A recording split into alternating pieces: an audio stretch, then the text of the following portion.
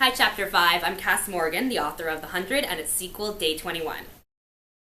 The 100 takes place in the future, hundreds of years after Earth has been rendered uninhabitable by nuclear war and climate change. The survivors have gone up into a spaceship, and they think now enough time has passed that Earth might be safe, but they're not sure, so they decide to send people whose lives are deemed expendable. In this case, teenage juvenile delinquents. So the book follows 100 kids who've been sent down to Earth. If they survive, their crimes will be forgiven.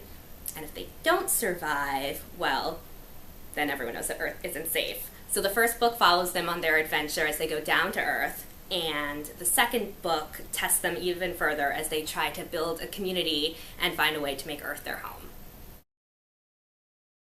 So The 100 has been described as Lord of the Flies meets Battlestar Galactica meets Lost, and those are all books and movies that were really present in my mind as I was writing. I'm a huge sci-fi fan, so this is sort of an amalgamation of all the things that I found fascinating over the years, and then thinking about what would happen if those adventures, if those challenges were undertaken by teenagers. In terms of world building, I did a lot of research on what Earth might be like in the future. I read books on speculative evolution. I read this great book called The World Without Us, which imagines what might happen to the planet if humans just magically disappeared overnight.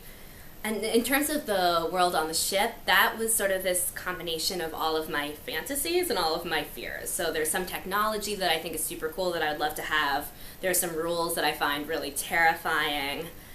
The idea that people have to wear the same thing every day is kind of my worst nightmare, so that was really fun. It was really fun writing the 4 different POVs. I actually created different playlists for each character to help me shift gears. I think my favorite is actually Bellamy. I really admire his rebelliousness. He sort of says the things I've always thought but have been too afraid to say. Watching the show for the first time was one of the coolest, most surreal things that has ever happened to me. It happened so fast that I almost didn't have time to process that it was happening. It was almost like waking up one day, going downstairs, turning on the TV, and then seeing your dream from the night before broadcast on television for the whole world to see. So it was trippy, it was terrifying, and it was the most exciting thing that's ever happened to me. At the end of the 100, the characters find out that they are actually not alone on Earth. So Day 21 is trying to figure out who these people are. Are they allies? Are they enemies? And that was really fun. And there's a huge twist that involves one of the new characters that has been on Earth the whole time, who becomes attached to a member of the 100 in a way that you might not have expected. In terms of structuring my writing days, I have a full-time job, so I actually only get to write on nights and weekends, or when I'm approaching a deadline, 4 in the morning. So my weekend writing schedule, I'm really disciplined. I wake up around 9, then I spend about an hour picking my writing outfit in case there's anyone cute in the cafe. And then I go to the coffee shop, and then I spend about an hour trying to find an empty table with an outlet and shooting dirty looks at people who have better tables. So then I start writing around 3. And then I have to probably download more music to get in the mood. So I generally start actually writing around 11 p.m. and write all night.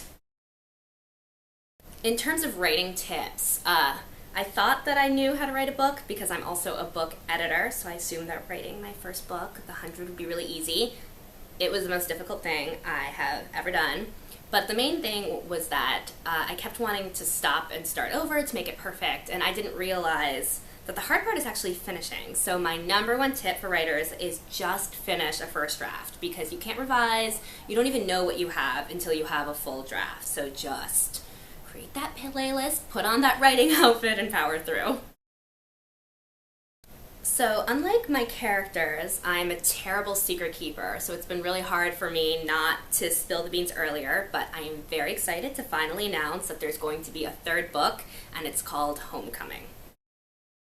I'm working on book 3, Homecoming, right now, and there are some twists that even shocked me that I didn't think that I could get away with, but I think they're working. So I'm excited, I'm a little scared, and I can't wait to share that with you guys next year.